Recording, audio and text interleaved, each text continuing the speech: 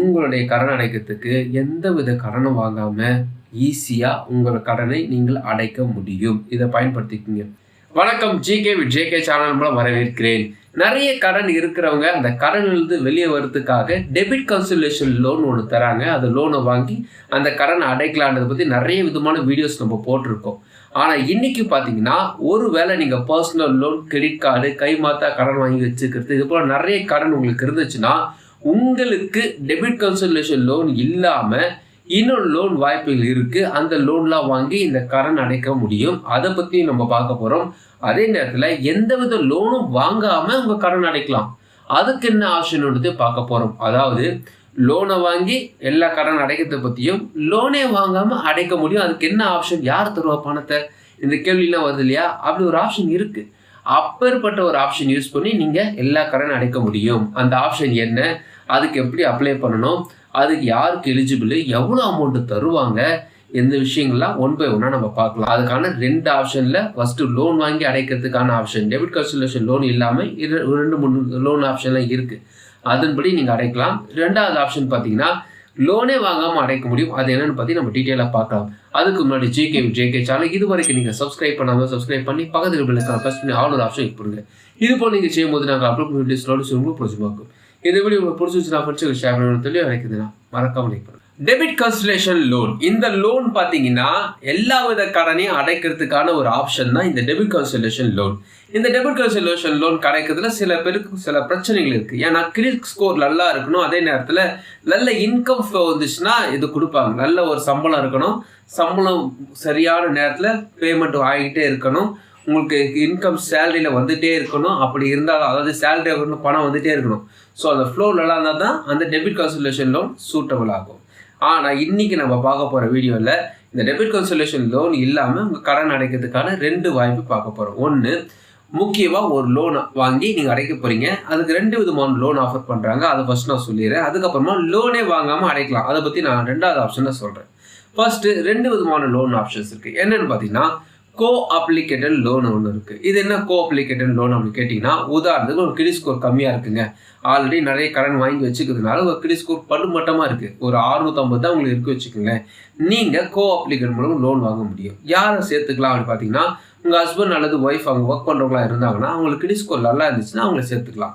இல்லைங்க அவங்க house wife தாங்க, எங்கள் ஹஸ்பண்டுக்கு பெருசாக சம்பளம் இல்லைங்க அப்படின்னு கேட்டிங்கன்னா, உங்களோட ஒர்க் பண்ணுறவங்க, உங்களுடைய கொலீக்ஸ் சொல்லுவாங்க இல்லையா, அவங்க கூட ஒர்க் பண்ணுறவங்க, அவங்களோட கிரெடிட் ஸ்கோர் நல்லா இருந்துச்சுன்னா, அவங்களோட இன்கம் நல்லா இருந்துச்சுன்னா அவங்களே சேர்த்து நீங்கள் கோ அப்ளிகேட் லோன் வாங்க முடியும். உங்களுக்கு ஒரு 5 லட்ச ரூபா தேவைப்படுது, அவருக்கு ஒரு 3 லட்ச ரூபா தேவைப்படுதுன்னா நீங்கள் சேர்ந்து இந்த கோ அப்ளிகேட் லோன் வாங்க முடியும்.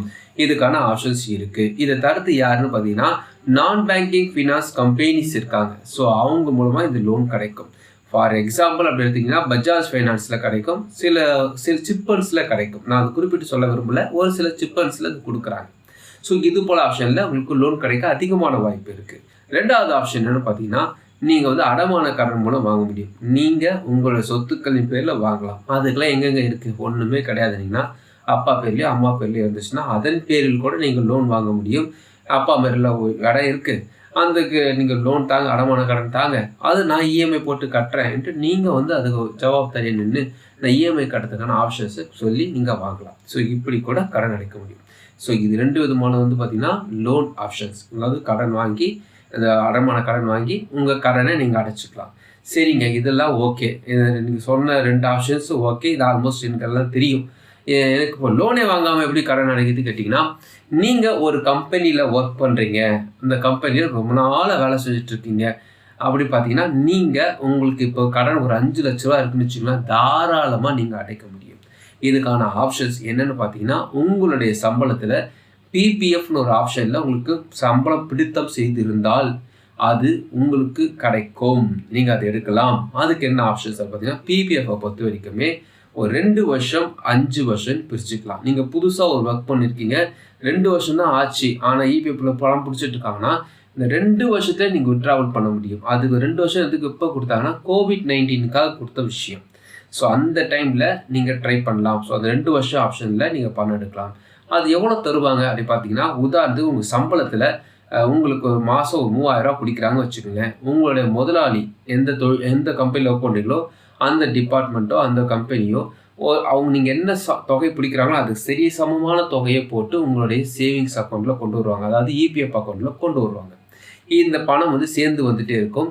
இந்த 2 வருஷத்தில் உங்களுக்கு மொத்தமாக எவ்வளோ சேர்ந்துருக்கோ அதில் 90% நீங்கள் எடுக்கலாம் COVID-19க்காக. ஸோ COVID-19க்கு அது ஆப்ஷன் இருக்குது. 2 வருஷத்தில் என்ன பெருசாக சேர்ந்துக்க போகுது பார்த்தீங்கன்னா, கம்மியாக இருந்துச்சுன்னா ஓகே.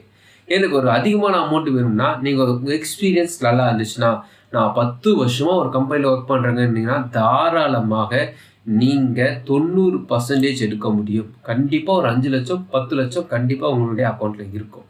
கண்டிப்பாக ஒரு மாதத்துக்கு ஒரு 2000 2500 பிடிச்சா கூட தாராளமாக 5 லட்ச ரூபா 6 லட்ச ரூபா உங்கள் அக்கௌண்ட்டில் இருக்கும்.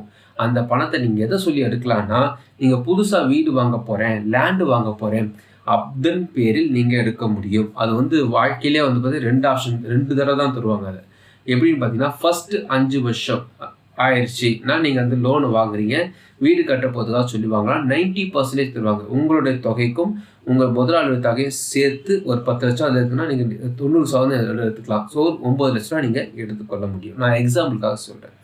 ஸோ இந்த 5 வருஷத்துக்குள்ளே எடுத்துட்டீங்க.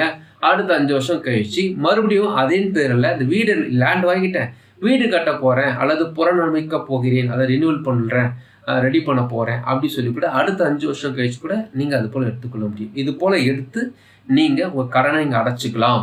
இதுக்கான ஆப்ஷன்ஸ் இருக்குது. அது பெருசாக டாக்குமெண்ட்ஸ்லாம் கேட்கவே மாட்டாங்க. நான் வீடு கட்ட போகிறேன் அல்லது வீடு வாங்க போகிறேன்றதுக்கான டாக்குமெண்ட்ஸோ அதுக்கான பத்திரமோ எதுவுமே நீங்கள் கொடுக்க தேவையில்லை. இதுதான் நான் முக்கியமாக சொல்கிறேன். இபிஎஃப்ல எடுக்கும்போது எனக்கு பிரச்சனை எல்லாம் இருக்குங்க அப்படி கேட்டிங்கன்னா, அதுக்கு பிரச்சனைக்கான சொல்யூஷனை நான் 1 by 1 சொல்கிறேன். ஃபர்ஸ்ட் ஆஃப் ஆல், நீங்கள் ஒரு கம்பெனியில் ஒர்க் பண்ணுறீங்க, உங்களுக்கு இபிஎஃப் சம்பளத்தில் பிடிக்கிறாங்க, அதுக்கு யூஏஎன் நம்பர் கொடுத்துருப்பார்கள். அப்படி அப்பேற்பட்ட நம்பர் அவங்க கொடுக்கலன்னா நீங்களே அதை கிரியேட் பண்ணிக்கொள்ள முடியும். அதுக்கான ஆப்ஷன்ஸ் யூஏஎன் லாகின்ல போய் பார்த்தீங்கன்னாவே நீங்கள் அதை நம்பர் கண்டுபிடிச்சு எடுத்துக்கொள்ள முடியும். அப்படி எடுத்த பிறகு உங்களுடைய கம்பெனிலே உங்களுடைய பேன் கார்டு, உங்களுடைய ஆதார் கார்டு, உங்கள் பேங்க் அக்கௌண்ட்டு அது இணைக்கப்பட்டு இருக்கும். கண்டிப்பாக இணைச்சிருப்பாங்க. இன்கேஸ் இணைக்கலைன்னா நீங்கள் இணைச்சிக்கலாம். அதுக்கான ஆப்ஷன்ஸில் இருக்குது. ஸோ இதெல்லாம் வந்து கண்டிப்பாக கவனிக்கணும். உங்கள் ஆதார் கார்டு, உங்கள் பேங்க் அக்கௌண்ட், உங்கள் பேன் கார்டு நம்பர், உங்கள் ஃபோன் நம்பர் 4ம் ஒரே நம்பரில் அணைக்கப்பட்டு இருக்கணும். உங்கள் பேர் குமார் எஸ் இனிஷியல் இருக்குது வச்சுங்களேன், உங்களோட பிபிஎஃப்லேயும் குமார் எஸ்ன்னு தான் இருக்கணும். ஸோ அப்படி இருந்தால் தான் பேங்க் அக்கௌண்ட்லேயும் குமார் எஸ்ன்னு இருக்கணும். அப்படி இருந்தால் தான் அந்த பணத்தை நீ எடுத்துக்கலாம். நிறைய பேர் இங்கே தான் தப்பு பண்ணுவாங்க. இனிஷியல் முன்ன பின்ன இருந்தால் கூட எடுக்க முடியாது, ஏதோ பிரச்சனை காட்டும். அது போல் இருந்துச்சுன்னா நீங்கள் ஆதார் கார்டு ப்ரூஃபில் அதை நீங்கள் மாற்றி கூட எடுத்துக்கொள்ள முடியும். அது ஆப்ஷன்ஸ் இருக்குது. ஆதாரில் போய் மாற்றி நீங்கள் ப்ரூஃபாக காட்டி சரி செஞ்சுக்கலாம்.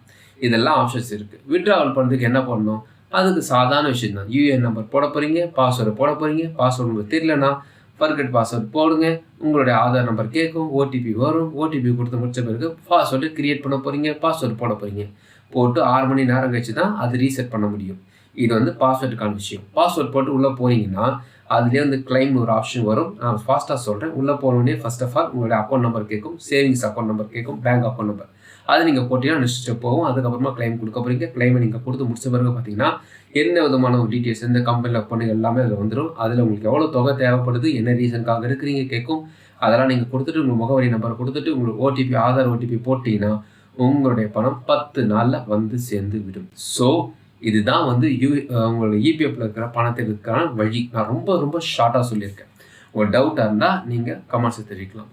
ஸோ லோன் வாங்காமல் கூட உங்கள் கம்பெனியில் இருக்கிற உங்களுடைய இபிஎஃப் பணத்தை எடுத்து உங்களுடைய செலவுக்கு பயன்படுத்தலாம். அதுக்கு எந்த விதமான ப்ரூஃபும் நீங்கள் அட்டாச் பண்ண தேவையில்லை. சேலரி ஸ்லிப் கொடுக்க தேவையில்லை, பேங்க் ஸ்டேட்மெண்ட் கொடுக்க தேவையில்லை, ஃபோட்டோ அப்லோட் பண்ண தேவையில்லை, எதுவுமே பண்ண தேவையில்லை. உங்களுடைய கடன் அடைக்கிறதுக்கு எந்த வித கடனும் வாங்காமல் ஈஸியாக உங்கள் கடனை நீங்கள் அடைக்க முடியும். இதை பயன்படுத்திக்கிங்க. வித்ட்ராவல் பண்ணும்போது உங்களோட சேவிங்ஸ் அக்கௌண்ட் நம்பருக்கு ஒரு வெரிஃபிகேஷன் கேட்பாங்க. அதுக்காக நீங்கள் உங்கள் செக் லீஃபை அப்லோட் பண்ணணும். அதை மட்டும் நீங்கள் ஞாபகம் வச்சுக்கணும். உங்களுக்கு செக் லீஃப் ஒன்று ஃபோட்டோ பிடிச்சி வச்சுக்கோங்க. 1 MBக்குள்ளே இருக்கிற மாதிரி பார்த்து ஃபோட்டோ பிடிச்சிங்கன்னா அதை அப்லோட் பண்ணிட்டீங்கன்னா போதும், உங்கள் அக்கௌண்ட்டில் பணம் வந்துடும். இதை மட்டும் நீங்கள் செஞ்சீங்கன்னாவே தாராளமாக உங்களை கடன் அடைக்க முடியும். இப்போ நான் சொன்ன இந்த விஷயம் வந்து பார்த்தீங்கன்னா லோனே வாங்காமல் உங்கள் கடன் அடைக்கிறதுக்கான மற்றொரு வழியை தான் நான் சொல்லியிருக்கேன். ஸோ டெபிட் கார்டு சொல்யூஷன் லோனை பற்றி நிறைய சொல்லியிருந்தாலும் இந்த ஒரு வழியை நிறைய பேர் மிஸ் பண்ணியிருப்பீங்க. ட்ரை பண்ணி பாருங்கள். கண்டிப்பாக இது உங்களுக்கு யூஸ்ஃபுல்லாக இருக்கும். இந்த வீடியோ உங்களுக்கு பிரோஜனமாக நினைக்கிறேன். உங்கள் ஃப்ரெண்ட்ஸுக்கு ஷேர் பண்ணுங்க. உங்களுக்கு பிரோஜனமாக மற்றும் மறுபடியும் பார்க்கலாம்.